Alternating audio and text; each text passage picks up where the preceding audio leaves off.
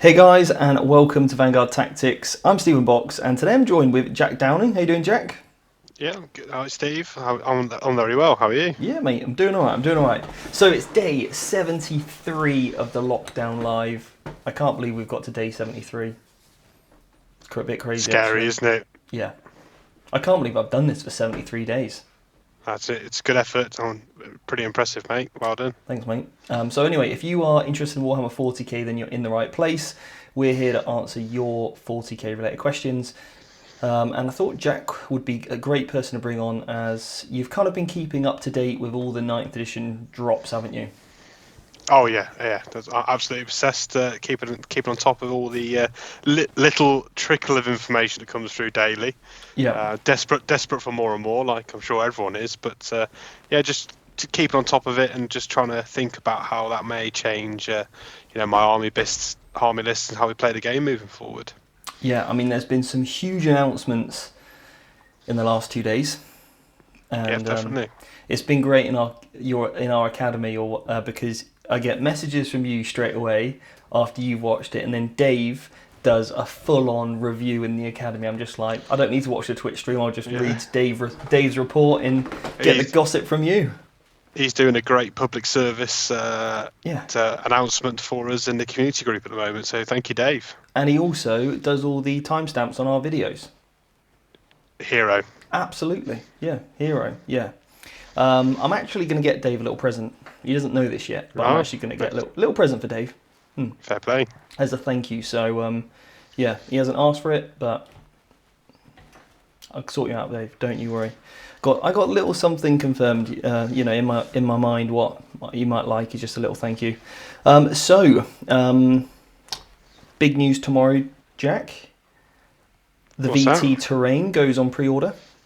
Excellent. Yeah. Looking forward to that. Which style are you going to be picking up, mate? You're going to go for jungle, snow? Are you going to go for the city ruins? You're going to go for Mars? What are you going for? I quite like the Mars terrain set, but maybe go for the ruins to match up with my battle mat. Right. Yeah. Nice. Yeah. Cool.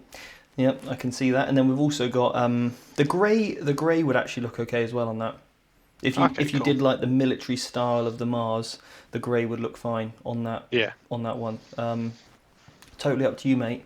But then we've also got today we're putting in our orders for our mats, ready for our first ever RTT.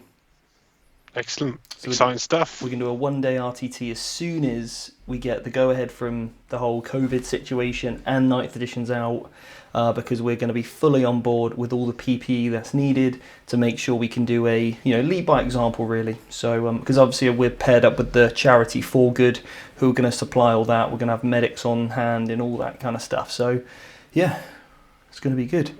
Anyway, say hello to the guys in the chat. We've got JP Wargaming, Dave, Kylo, Stephen, Brian, Wayne, Brian again, Kylo, Michael, and Jacob. So Jacob said, is there a limit on what we can pre-order? If you're in the academy, you can order as much as you want. Yeah, go to town. Absolutely. And the more you order, the cheaper shipping will be, probably. So, rather than ordering individual little bits, time and time again. So yeah. Kylo said, can we all get presents? Well, if you do all the timestamps, Kylo, maybe. We'll talk about it. Brian said, Jack, is the spider confirmed? The spider. The spider. The War of the Spider, isn't it? Yeah, so it's coming. That's on pre-order this weekend, isn't it? Mm-hmm. Yep. So I'll be out for general release the week after. I just want Pariah to come out. Yeah. Well, so on Saturday, GW are doing the unboxing of the new 9th edition starter set, which we all believe to be Space Marines and Necrons. Yep. So that's obviously quite a big, and they've got quite a big show going out on Saturday. So fingers crossed we may get some further information on release dates, because they kept that very close to their chest at the moment. I think there's been a few wild rumours, but they're all over the shop on the internet. So fingers crossed we get a date that we can all look forward to. Yeah, absolutely. That'll be, if I just want that date now. Yeah. I would have thought Pariah might be rolled up into it, because I guess Pariah is almost a Necron codex. Yeah. Because it's got to add in all those new units as well as giving them new rules. Like So with the maybe that'll AdMech. come out at the same time. Yeah. Yeah. But in the past, they have been they've released rules even before they've put models out, haven't they? In the past, like we Yeah. saw that with the sisters, yeah, a few other things as well. So, and then they've probably done it. Yeah, you don't often get the models before the rules, though, do you? No, no. Or even if it just comes in one of those like. You remember, when that suppressor box came out with the eliminators, it just had They had a little thin codex in the box, didn't yeah, it? yeah. So there could be there's bound to be something like that for people who are just Yeah. picking up him playing the game. So maybe they could, if they're going to go for that, release 9th, and then, and obviously with this whole app situation as well, that changes it up as well. Maybe they don't need to. Anyway, so we're going to chat a little bit about Big Guns Never Tire today, aren't we? Bit about Yeah. vehicles, and then some. Yeah. Well, Not just vehicles. Not just vehicles, yeah. It's just everything but infantry. Yep. So there's loads of stuff like that, and then also blast weapons. Yeah. So we can chat about that shortly. Any other quick questions? Cromcraft is said, any chance on VT merch of, say, a dreadnought in a vest, muscle shirt, flexing a big pair of biceps with a caption, "Big Guns Never Tire"? Okay, we could look at doing that, yeah. Yeah, but only if they're your own biceps. Yeah, and then you got to put on there "Big Guns," and then "Never Tire." Yeah, tattoo it on. Yeah.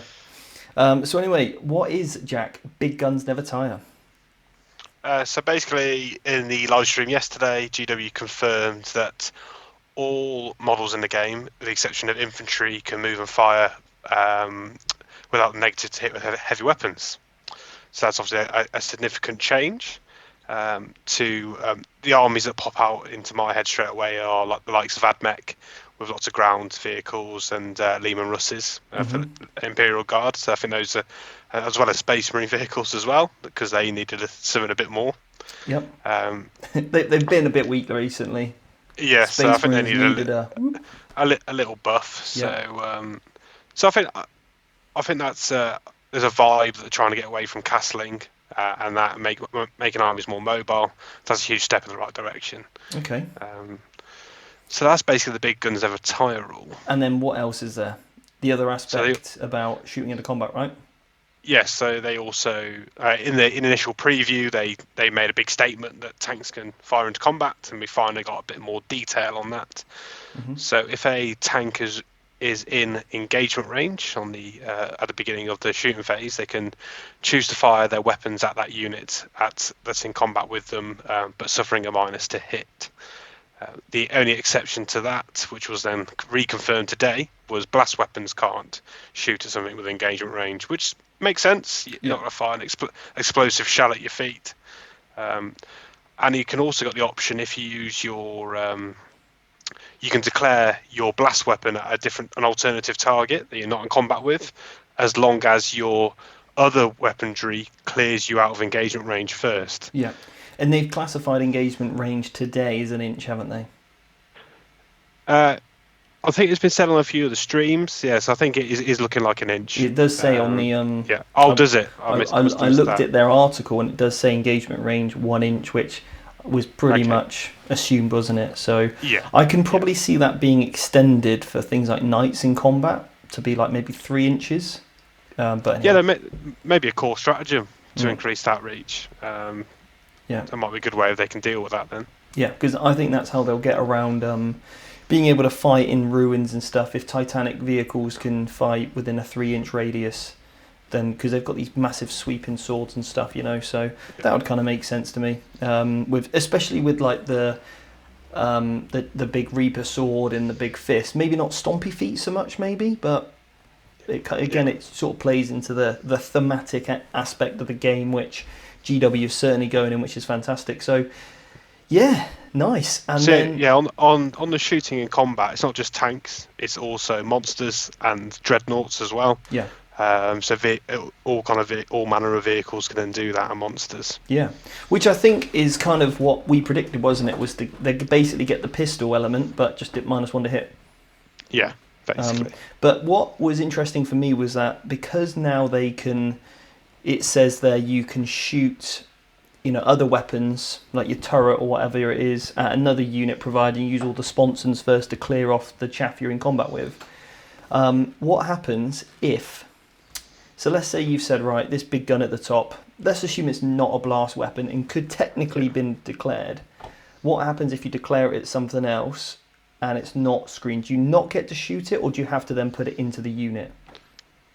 I assume it'll be on the normal target declaration, so you'd lose those shots. Yeah. Because at that point you're getting all the benefit with no risk. Yeah. So yeah, I agree. And then we might see the same for killing characters, mightn't we? We might say for example, the knight. Let's say it came up in mine in Joe's game the other day where I had like two little eliminators and I was screening like 6 characters, and he just had to. At the point in which he's allocating, he could go, right, battle cannon on them, Avenger now on that character. Because obviously we can't do that at the moment, but thematically you would just go, right, boom, they're dead, right, cool character, yeah, take that. So I think that we might see that as well going forward as well. Yeah. Yeah, I think that'd be a welcome change. A knight's a good example of that. If for some odd reason you've got one model in front, then a whole knight has to declare it. It doesn't feel right, so maybe that will be picked up and changed. Yeah, absolutely. Yeah. So the other thing that they spoke about was, what's your opinions on the non-infantry suffering not suffering the -1? So, because currently there's stratagems to ignore it, isn't it? The move and fire, like Iron Hands. It's one of their things. Land Raiders, Storm Ravens have to pay the points essentially for big guns never tire. So they kind of touched on it today. They made reference to Power of the Machine Spirit. It will be a different rule as and when the codex comes out. Right. And I think like the sentence before, they were talking about points. So a Land Raider might see less of a points increase because it already had that rule compared to, say, a Predator. Because now the Predator's got a big buff from it, but a Land Raider's got less of one. So maybe that's how they'll kind of address it in the interim. I think the Psychic Awakening was a stepping stone to 9th edition. That's kind of what they've already said. So, and I think the release schedule was mucked up by COVID, and there's been a lot less events played. Yeah. So we probably haven't. Adding in those ignoring penalties to hit, stratagems and abilities haven't really affected the game because no one's really been playing that much. Yeah. We haven't really been able to get the testing in, right? So, or the community hasn't been able to test it. Yeah, it's going to be interesting. I'm wondering. I'm still interested to know what's going to now happen with, like your minuses to hit. I'm still worried about that if it is going to be capped at -1 only. I had a feeling that they might say if you move with a heavy weapon, you're a different ballistic skill. So your ballistic skill is -1. So therefore you get a slight increase on the chances from failed rerolls, because actually it's your ballistic skill that's been changed, not the dice modified. But I don't know. But now the infantry can just move, and then they may as well shoot flyers or whatever it might be. But who knows that might change to a Jinx 4-up invent save on the old lightning fast reflexes or whatever. So potentially, they haven't covered how flying vehicles would be affected, if they are at all. I'll be interested to know if they are affected, or can they just fall back and freely shoot as per the current edition. Because at the moment it's all or nothing, isn't it? It's like you got the fly keyword, you get everything. If you don't have it, you got nothing. So I hope it's just the same across the board.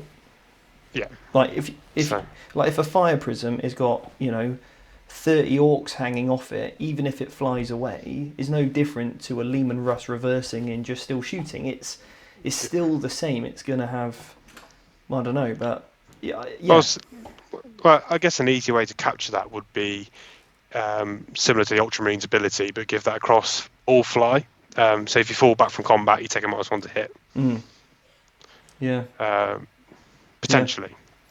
Yeah, it's going to be an interesting one because there are stratagems which allow you to fall back now. Like there's one in the AdMech book which allows you to fall back and shoot at -1. So who knows what's going to happen going forward. I just can't wait for the rest. Now, the other thing they spoke about is, by the way, how good a land speed is going to be now.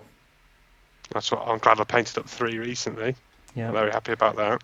Mate, land speeders are going to be the money makers, I think. They are going to be incredible. So, yeah, blast weapons. What's the verdict, mate? I can see why they've changed the rule. Mm-hmm. I'm not sure how much effect it's actually going to have on the game, really, except for in certain situations where it really hampers armies, like orcs, Gene Stealer Cult, Tyranids. It really hamstrings them. But like, say you got a unit of Centurions, you just drop the 6th Centurion, or aggressors, you drop the 6th one, or your Harlequins, you drop you're running 10-man squads anyway. Yeah. So I'm not sure. We were right sure though, how I weren't feel we, about with it. our minimum 3? Yeah. We were right. And then we also, so there's basically 2 levels of it, right? There's kind of, am I correct? So if you're shooting at something between 6 and 10, you get minimum 3 shots, and if it's 11 plus, you get max shots. Yes, correct. So the minimum 3 is you still roll the dice. If you get a 1 or 2, it counts as a 3. Right, yeah. I tell you what, we're not going to be seeing units of 11 or 12, are we? No. It's 10 or 20. Well, that's it. And that's how... It depends how much they increase the level of points, considering the blast keyword. Yeah. The jury's still out on that. I think lots of people will probably say, orcs are in the bin now. But if a battle cannon doubles in points, then fine. Yeah, because that's the thing. If, like, let's be honest, if you're GW now, you're thinking, right, well, tank commanders are quite good for their points already. Like, they're still a pretty decent option. So let me have a little look what they come in at point-wise. Yeah. Because how expensive are they going to become now? Because now with shooting into combat, blast weapons, and also the ability just to get big guns never tire, that's 3 huge buffs. And then they're going to benefit better from terrain as well, aren't they? Yeah, it's going to be interesting. What sort of points do these things even come in at? Because at the moment, I'm just going to bring up, just going to put one in, Imperium Australian Militarum. About 150, 180, something along those lines. Let's have a little cheeky look. But what I do like, it does encourage you now to stack out all the guns on them. So you take the Sponson Heavy Bolters, you put the Pin Mantle Storm Bolter on, to help clear chaff that's touching your tank. Yeah. To help free up the big gun. Yeah. Which I think is pretty cool. Yeah, so at the moment, so let's say we're going for heavy bolters all round, why not? Yeah. And let's just say we go for that, okay? So 188 with a battle cannon. Yeah. I mean, are we thinking, well, let's say it's sort of theorised that we might see a 10% increase generally across the board, based on some of the things I've already said. So now we're looking at a 200-point model straight away. Add in these buffs. How much would you pay for them buffs? 10 points? 20 points? Yeah, probably more like 20. Its major weakness has been alleviated. Mm-hmm. Not completely, because you can still shut the tank down, but and moving and firing's big. So I won't be surprised. It goes up to like 220, maybe 230, but that's a sizable chunk, isn't it? I reckon we could be looking at 240, because they're going to be easily over 200 anyway, let alone those 3 extra benefits they get: move without penalty, shoot into combat, and blast weapon ability now. If each of those are averagely 15 points each, that's a 45-point increase. You could be looking at a 250-point model. So now, you're rocking 3 tank commanders at 750. That's half your army. Yeah. Pretty much, isn't it? By the time you chuck in whatever else. So are orcs in the bin? Probably not, because you got 3 units, which is 750 points. So it's all relative. Yeah, I think... you wouldn't run 20 or 25. If you're going to do it, you go for you max out. Yeah. So as soon as you go over that, as soon as you hit the 11th model, you might as well maximise your squad size. Yeah. And will people be encouraged to bring a load of blast weapons if they come really expensive. You know, like plasma cannons, frag missiles. Like some of these weapons aren't very common anyway. Yeah. And so, is it going to have that much of an effect on the game? In certain situations, like the battle cannon is the obvious one, but I think it becomes such a great weapon at that point. It's quite right it'll go up in points. Yeah. I'm sure it's still a very good weapon to take. Yeah, like a lot of people here talking in the chat about taking minimum squads of 5. But the thing is, if you want to do that, then you're not going to leverage all the buffs and the abilities. So, you know, it's like a 10-man unit of guardsmen do nothing for you. Whereas if you've got a unit of 20, and then you can bunch them together, can't you? Like different unit sizes. Yeah, you can mob them up basically. Basically mob them up, yeah. And then you can cast on them to be -1 to hit. You can cast on to get invulnerable save. You can give a +1 to that. Then they can maybe fight when they die or whatever. And you can put +1 strength, +1 attack on them. All of a sudden, that's a good unit. The thought that I just had is, so Intercessor is a good example. You have a block of 10. They've got some good stratagems, and you can use your chaplain buffs on that. But if you come up against an army that's got a load of blast weapons, you just combat squad them pre-game. Yeah. Yeah. Another buff for Marines there. Happy days. Yeah, that is a massive buff for Marines. Yeah, and because the other thing is, if you just go MSU. Now, with the whole detachment things, if you go MSU, you're going to fill your detachments out really quick, and you're going to play loads in CP. So, in a game... And the secondaries will start taking effect, isn't it? You know, I imagine they'll be killing secondaries, which could be killing models, could be killing units. Yep. I'm sure I saw one thing about you get a point for every unit killed. I'm sure I saw, maybe not a point, but something around those lines, because there has to be... It was a kill point. A kill point, yeah. Yeah. So that is units, isn't it? Not models. Yeah. So all of a sudden, if you're going big on the MSU, then maybe you're going to give away, a load more extra kill points than that knight's going to give away. So if it is just a knight's the same amount of kill points as a 5-man intercessor unit, kill point's a kill point potentially. Or there could be a hierarchy, maybe he counts as some more, I don't know. Anyway, we'll quickly dive in the chat, see if there's any questions for Jack or I. JP Wargaming here, hoping they do something about flamers as they're not count as a blast. Any thoughts on that? I think I'm alright with flamers. I don't think... They confirm they're not a blast weapon. I think when you start maximising shots on flamers, you start to get something pretty horrible then to deal with. It's because you're auto hitting. That's your equivalent to the blast. Is that a flamer auto hits? Yes, it's short range, but if you give a unit aggressors maximum shots, exception of salamanders have to pay command points for it. But if you made that a maximum hits against a horde, you can run a horde then at that point. It takes out the game, doesn't it? Yeah, which you don't want. It just becomes maybe too good. Someone else, Highland, attack bikes finally hit at BS. Multi-melters in a max bike squad is on. I love attack bikes and multi-melters. Yeah, I don't Very know. happy with that. I'm not sure. Anyway, but we'll see. He said, I really like the new vehicle monster rules. Should have always been that way. 8th edition rules made no sense to me. Bring on 9th. Okay, cool. Someone very positive about that. Great. Did they say if you can now shoot units already in combat? If you could shoot things off the vehicle, wouldn't the vehicle then be able to shoot like normal?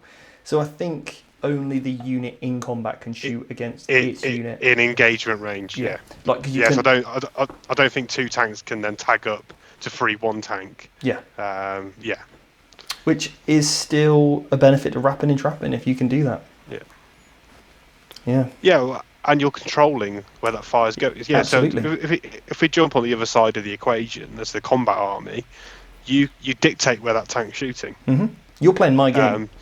Yeah, exactly. So it's they can still fire, but they maybe 30 Gretchen thrown into a load of tank. Right, you haven't got enough shots to clear them, so you're not shooting me next turn. Yeah, exactly. Or you just go, right, that's another grot screen right there. Yeah, kill the grots. That's fine. The boys can move up, or the looters can move up.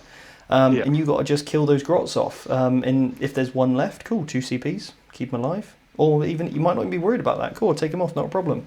So Yeah. absolutely, like it's still good play there. So the tank can shoot its way out of it. Meanwhile, the rest of the army's moving up in scoring points, doing what it needs to, so you can still protect the rest of your units. Like the Death Company, I can go in, kill a few tanks, wrap another. Okay, cool, kill me, whatever. Don't really fuss, because now I've still took that job tank done. out of the game, so the Sangers can move up forward. Yeah. Highland Phoenix, I agree with Stephen that modifiers to the ballistic skill would be different to modifiers to the dice roll, but capped at a +1, -1, so we still may see a -2 to hit. Yeah, I think that there needs to be something like that, rather than just, otherwise units with like Venoms with an inbuilt -1, intercessors with heavy weapons just going to move and just shoot them. And it doesn't change it at all, it's still hitting on fours regardless. But then hopefully that gets picked up in the points. Yes. So, a Venom's, special rule is being -1 to hit. That is no longer, it's got less relevance now. So hopefully that will take less of a points increase. Because no doubt, Games Workshop have pointed all this stuff out. So like, it's interesting with Tau because you pay for your upgrades, don't you? Yes, so so I've got target lock, which is moving fire at heavy weapons. I've got a custom how many points is that? I think on a Riptide, I believe it's 10 or 12 points. Right. Okay. Yeah. So imagine that's 10 or 12 points on every single vehicle now. Yeah. Or maybe it's like 6 points for a land speeder, but 12 points for, that, and it could be 18 points for something like a Land Raider that maybe they're already paying, which is why we've got these differentials in costing, right? That's how they've obviously done it. So they've thought, right, this rule probably is worth that much. So then the -1 to hit, maybe that's been at 20 points per model. Maybe we'll see a 20-point reduction on Venoms, or I won't tell Joe because he'll be over the moon about it, and I won't. That's all I'm going to hear. He already wants to get a T-shirt with "I'm the Venom."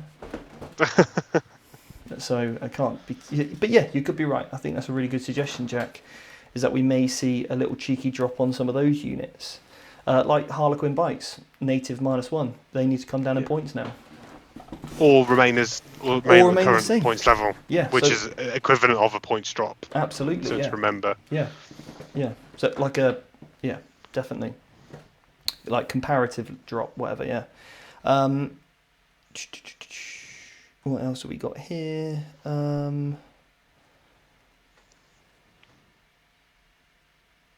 Cody said, thoughts on virtual 40k. I watched a cool match on a virtual board. I don't like it personally. For me, I'm not a big fan of it. I tried to play Tabletop Simulator, but for me, I love 40k because it gets me away from my computer screen. I can actually really converse with somebody, have a good laugh, and you don't seem to get that. And also, I've said this before, but sometimes there's like an element of like rage quitting can just happen because you're on a computer. You might be going bad. You'll be like, I'm done now, I'm off. I've heard about that happening a lot on TTS and stuff, or people having their COD mindset. Like it's just people are a lot more aggressive for a screen than they are in person, which gets away from all the sportsmanship side of things that you want to have in a tabletop game. I quite enjoy. There's a couple of YouTube channels that are streaming competitions, so it's filling a gap at the moment. In my hobby time, just to watch some good quality players play. Yeah. But what I do notice, potential like it's some of it's in like language barriers or the people's general tone. You can't read that person, so it does sound like a bit of friction sometimes, and there might be nothing in it. Yeah. But you just can't pick up on those things on TTS. Yeah. I think people a little bit different, aren't they, between in camera, or through a screen anyway. People get a bit keyboard brave sometimes, whether they know it or not. It could just happen innately. David said, "What's all this new Death Guard blast rules thingies? You can't run over Gretchen with tanks in 40k, right? No, you can't. Not at the moment. You can't run them over.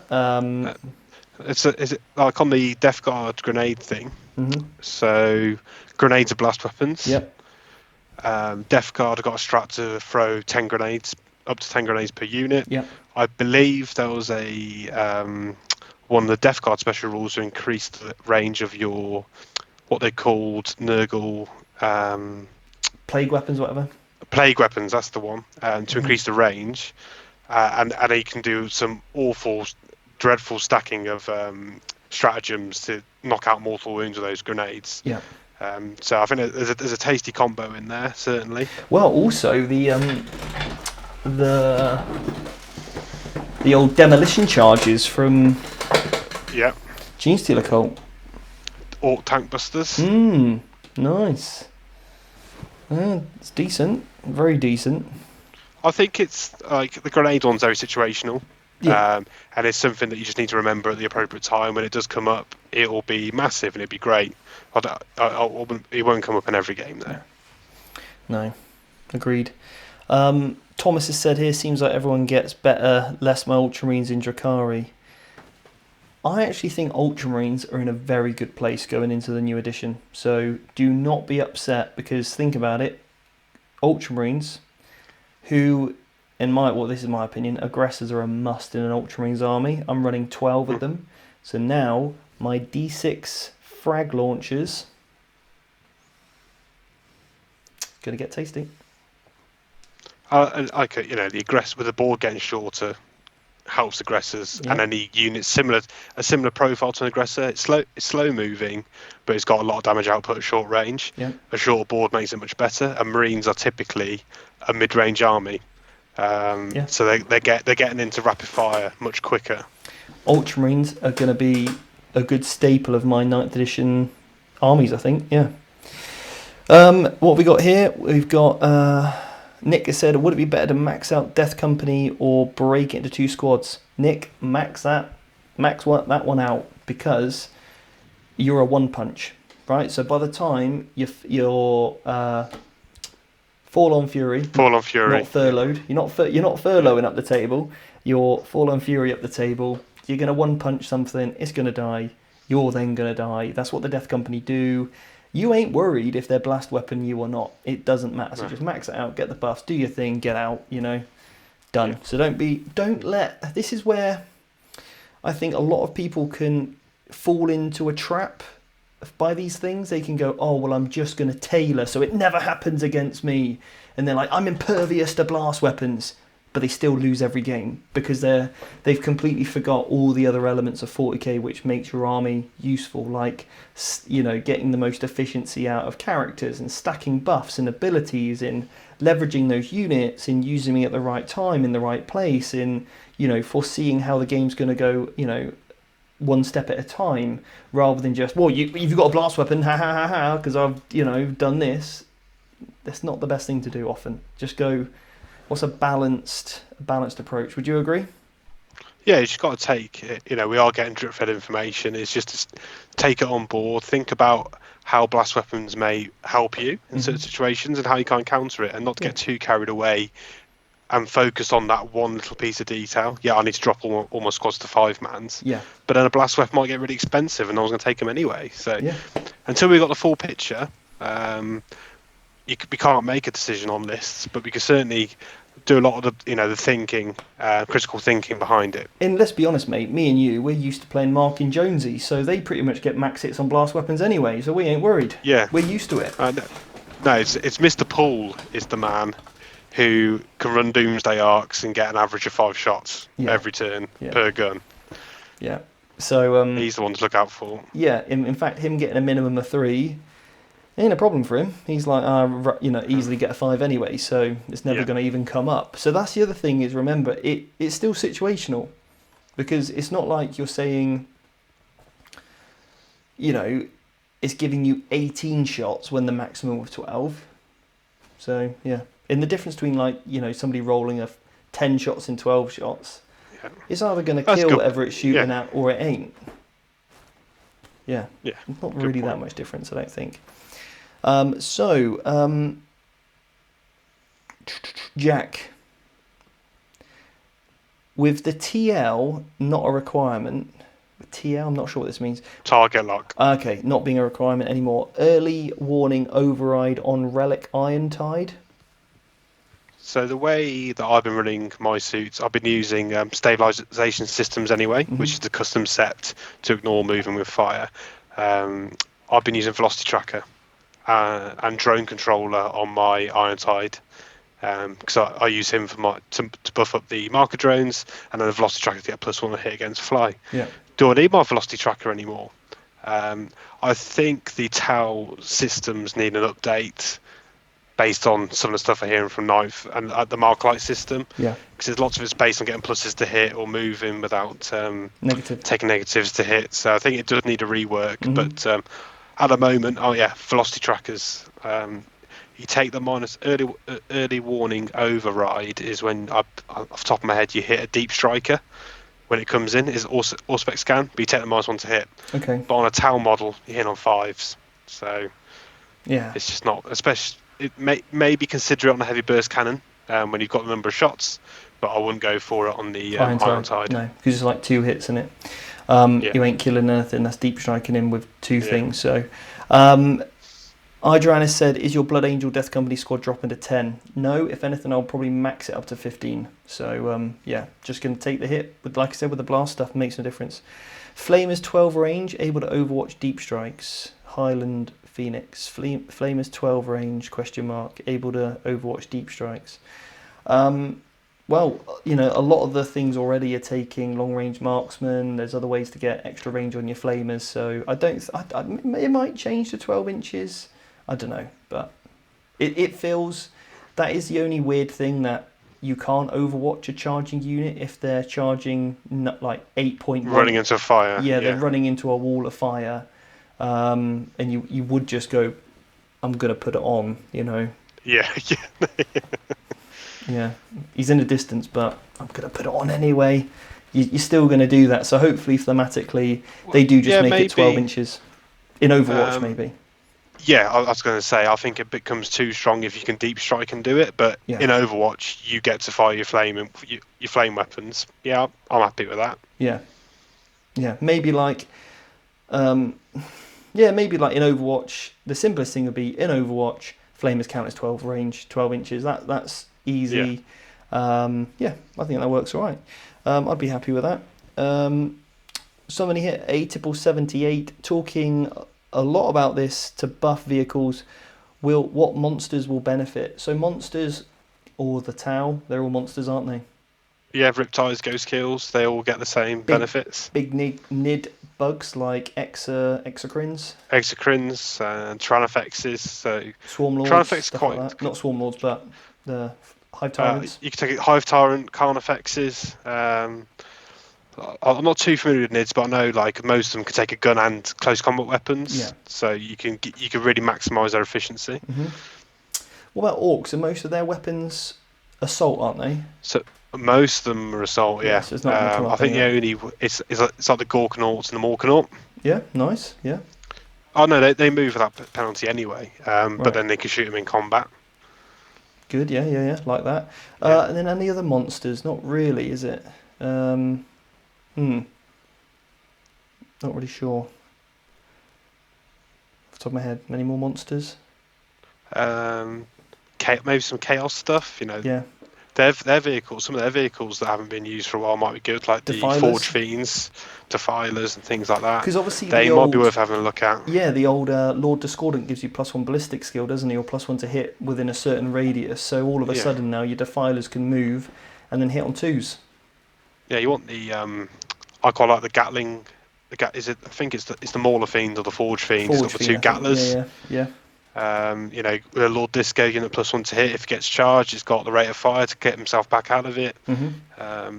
So that unit hasn't seen play for 8th edition. So yeah, absolutely. Same with Zerkers, you max that squad, you're going to go all the way. Andreas has said, you guys play tested the new edition. Unfortunately not. We'd have absolutely loved to. We'd have absolutely loved to. We really would have. So, and if GW ever wanted us to in the future, then we would happily do that and do whatever needs to get done. And we're actually, to be honest, in a really great position to do that because of the studio that we have, in the like-minded group of coaches that we are. I think we've got a very balanced view on things, don't we, Jack?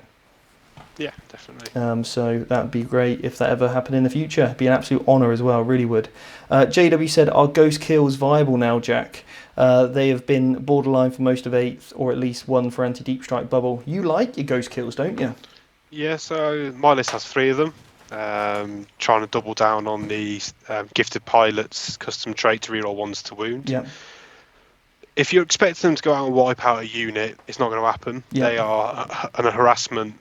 They are a resilient base because I give them all 4 up Inven, and they do chip damage, and they move quickly. They come in their stealth drones as well, which I found really useful for screening out and grabbing objectives. Yeah. And hopefully, because their whole thing is being -2 to hit, their points won't go up too much. Yeah. So that's what I'm hoping for. Yeah. No, I think you use those really, really well. So it's just another big thing you've got to get rid of or think about, because it can hurt you. It really can. And if their weapons becomes potentially, would their weapon be a blast weapon? Who knows? But who knows?